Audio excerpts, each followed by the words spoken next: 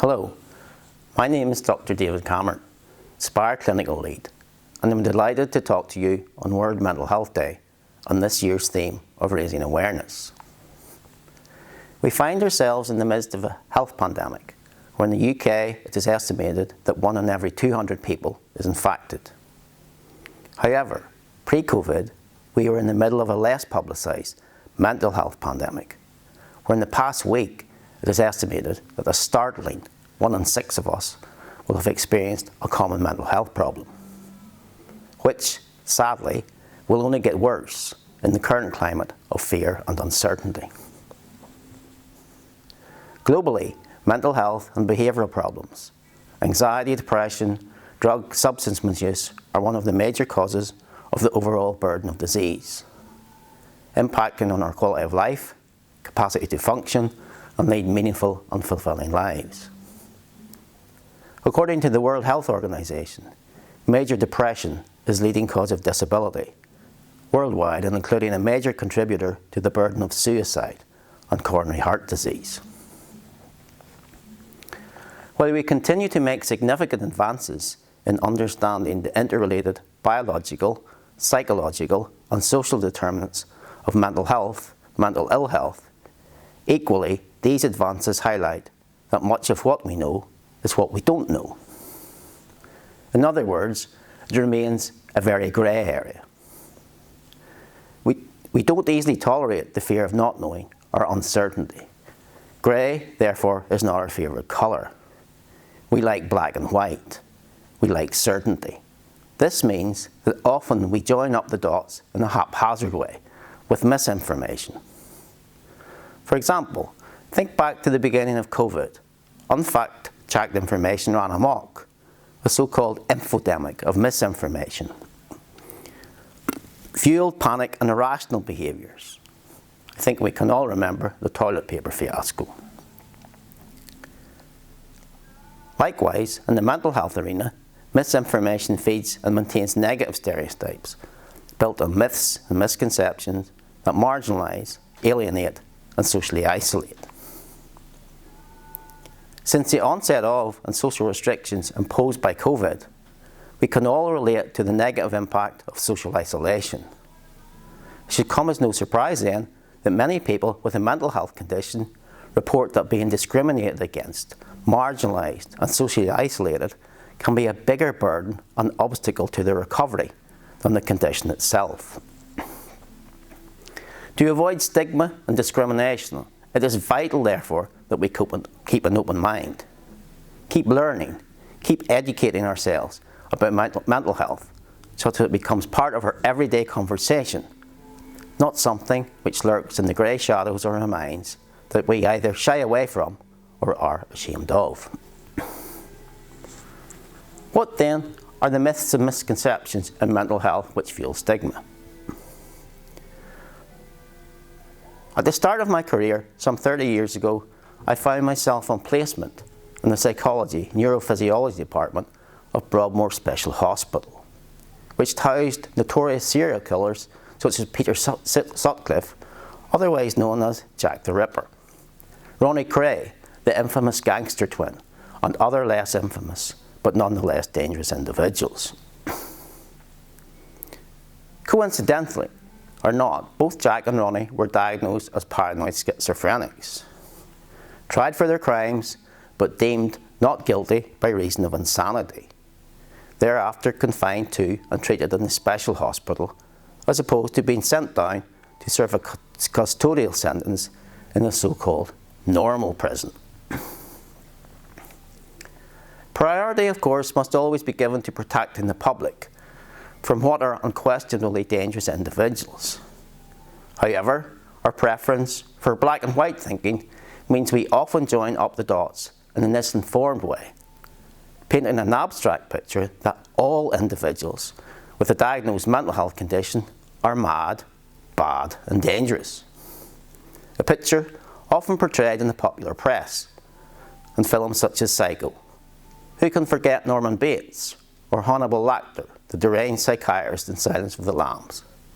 Caricatures often reinforced by the use of derogatory language, such as monster, evil, etc., all of which work to demonise, stigmatise, marginalise and isolate. So what are the facts? Is this an accurate portrayal? Are all individuals with a diagnosed mental health condition mad, bad and dangerous, to be avoided at all costs? Of the estimated 7 million people in the UK with a mental health difficulty, 0.00007% will commit a homicide.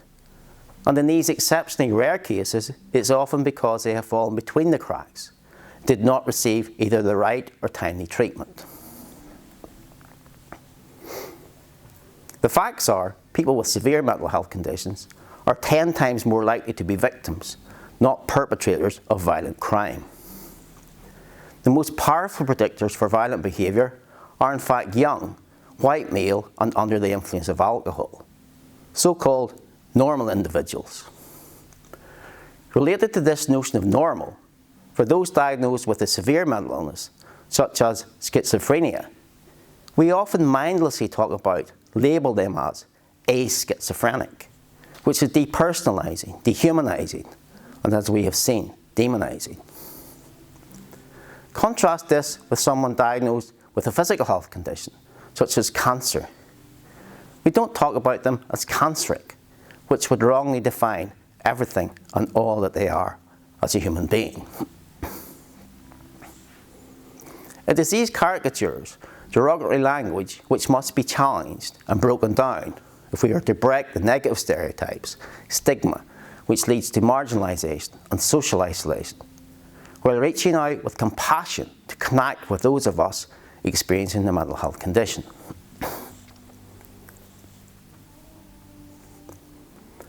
The second myth and misconception is mental ill health has nothing to do with me.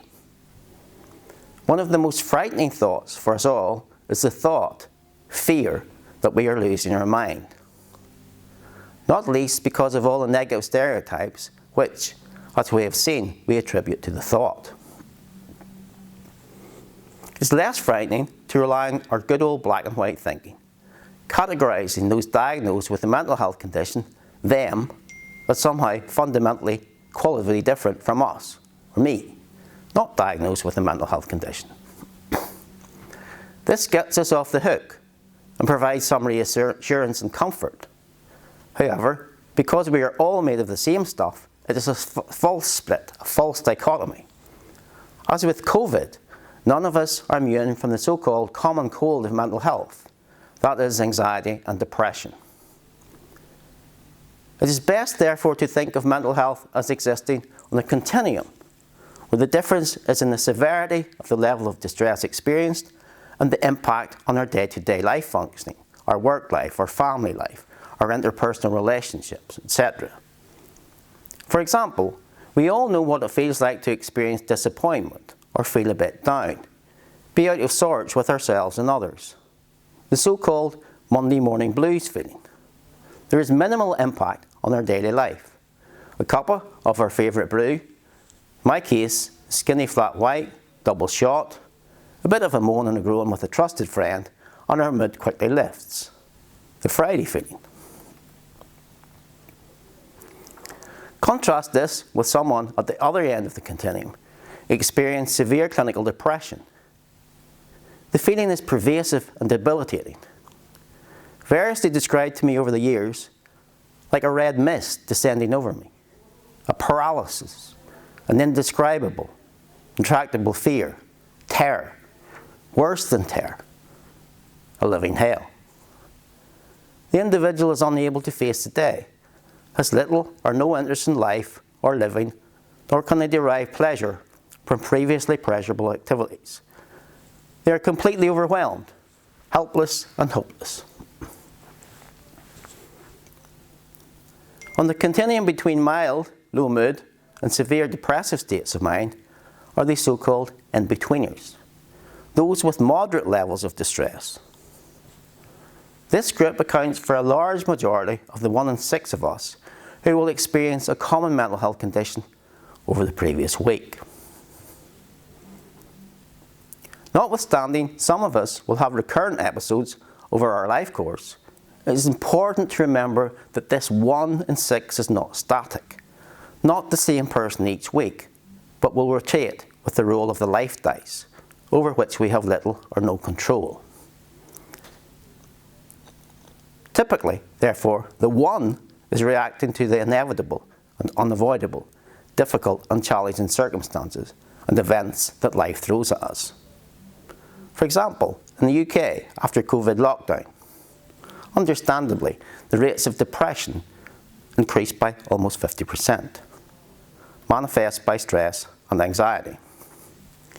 While the potential and fear of becoming physically unwell through COVID-19 infection was ranked lower than either psychological or socio-economic concerns.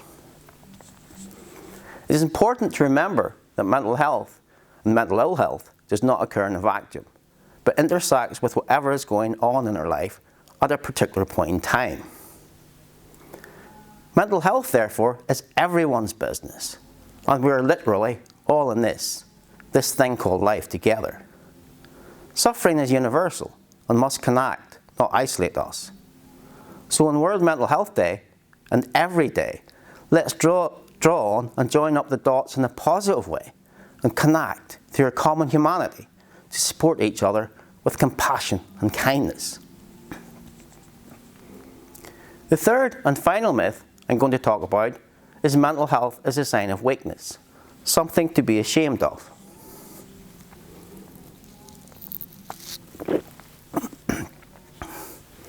As I have highlighted, and if we accept that mental ill health is on a continuum, it is never too far away from either our own experience or those of our close friends, families and loved ones. Several years ago, on May Bank holiday, I received a phone call from my then 84-year-old mother. Independent, physically and mentally fit, an active grandmother, devoted to and doted on by her 2 grandchildren. On the call, she matter-of-factly told me, "Son, I'm not feeling well." Casually and without alarm, I asked if she has been to the doctor. "No, it's not that. Not that way." I don't know what it is. I don't know what's wrong with me. A long pause. Then she calmly tells me, "I can't take any more. I'm going to fill the bath and drown myself." Shocked into professional mode, I calmly told her not to do anything rash. I would be straight over and we could talk it through. Luckily, I lived nearby. I arrived at the house to be met with a grimaced face, eyes dancing, darting frenetically. The all too familiar look of someone gripped by an indescribable terror. The terror of the unknown. The terror of not knowing what is wrong or what to do. The terror of the unthinkable thought. Am I losing my mind? My immediate reaction was to give her a hug. I sat her down and asked how long she had been feeling like this. Unable to answer, she apologised and berated herself for being unable to answer or settle an agitated mind and body, simply pacing up and down the living room. I told her she should come and stay with us until we got to the bottom of it all. She agreed. However, her agitated mind and body came with her, compounded by the felt shame of the grandchildren. Seeing their grandmother like this was, for her, unbearable. Unable to either care for or keep herself safe, I took time off work and moved in with her. My sister came home from England and together we provided 24/7 support. Despite input from the GP, community mental health services and the family's genuine but hapless attempts to care for and console her, she rapidly deteriorated along the continuum. She refused to eat or drink, while used whatever energy she had to pace, while persecute herself with her newfound mantra. I'm terrified of living, and I'm terrified of dying.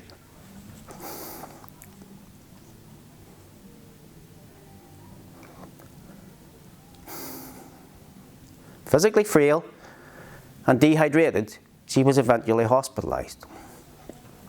Her body responded well, but her mind was slow to catch up, and the terror, despair did not abate.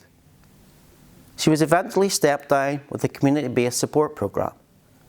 However, her proud, stoic, self-reliant and self-sufficient character, which had previously served her well, on this occasion worked against her. Unable to accept her loss of independence, and against the advice of us all, she dismissed the support. Despite support from the family and the neighbours, once again she quickly deteriorated. One evening, I received a phone call from my aunt, my mum's younger sister, advising a neighbour had phoned her. Mum had arrived at the neighbour's door in her night attire in the early hours of the morning, distraught and distressed.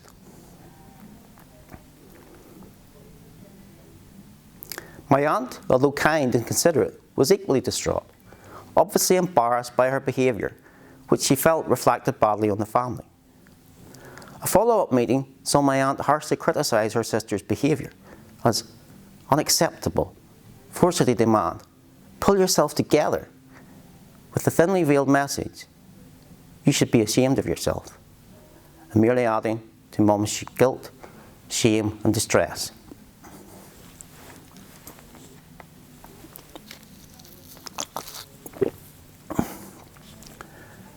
Things came to a head when Mum suffered a slight fall and broke her metatarsal. In a rare moment of light relief in the casualty department, we joke about her David Beckham injury. However, immobilised, she required 24/7 residential nursing care, which subsequently became her home for the final 4 years of her life. Something she always dreaded, and which saw me break my pledge. Friends, family visited and reported back how well she was doing. I visited regularly, and she remained gripped by fear, anxiety, and intense and unforgiving shame. She hated visitors and mustered all her energy to convey to them she was fine, but secretly told me she longed for a natural death.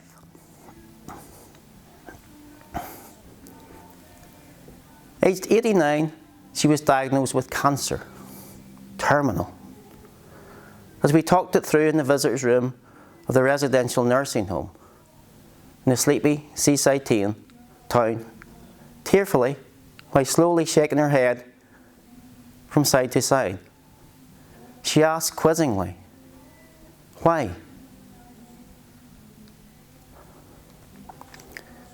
"Why has this happened to me, son?"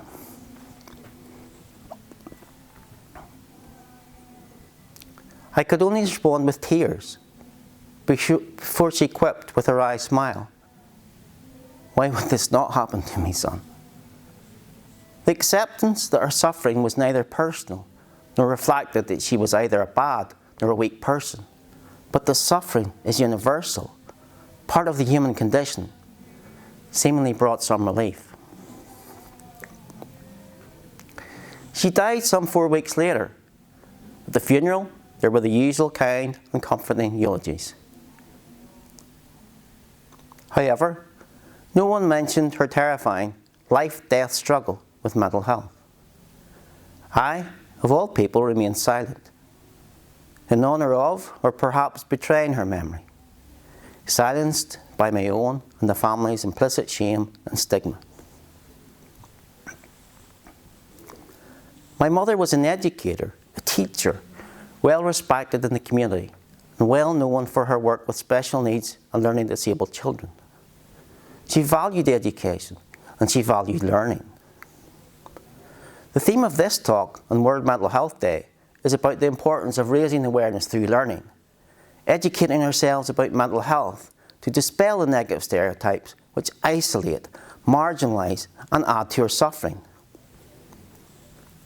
When I was going through Mum's affairs hidden behind a bookcase, I came across some of her personal writings.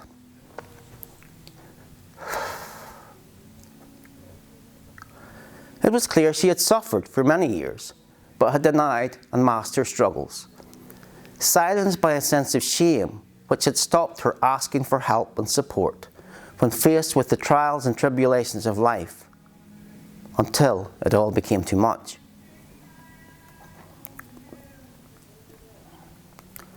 Over each of our lives, from the cradle to the grave, we will inevitably, unavoidably face challenge and adversity, albeit some more than others, and most of it outside of our control. In response to these challenges, we will oscillate, move up and down, myself included, the mental health continuum. If you are currently at the low end of the continuum, be grateful for and celebrate your mental health, because be assured, at some point, you will creep further up towards a more moderate, more severe end. If you find yourself at the more severe end, don't let your mental health define you or others define you by it in a negative way. Remember, you are much, much more than your mental health condition. Just as someone moves up the continuum, you will move down and once again be able to enjoy and engage with life. Finally, wherever you are in the continuum, don't be silenced or isolated by perceived shame and stigma. Don't deny your suffering. Reach out for support as and when you need it. This is not a sign of weakness. It is a sign of strength, a sign of courage. Share your struggles and personal stories as I have shared mine. There is no shame in shedding a few tears. It's healthy and helps wash away painful emotions. Keep learning, keep an open mind, and above all else, keep an open heart. Suffering, whether it's your own or others, is bearable if you embrace it with kindness and compassion. On this World Mental Health Day, and on every day, let us celebrate our common humanity. Like it or not, we are all in this together. Thank you.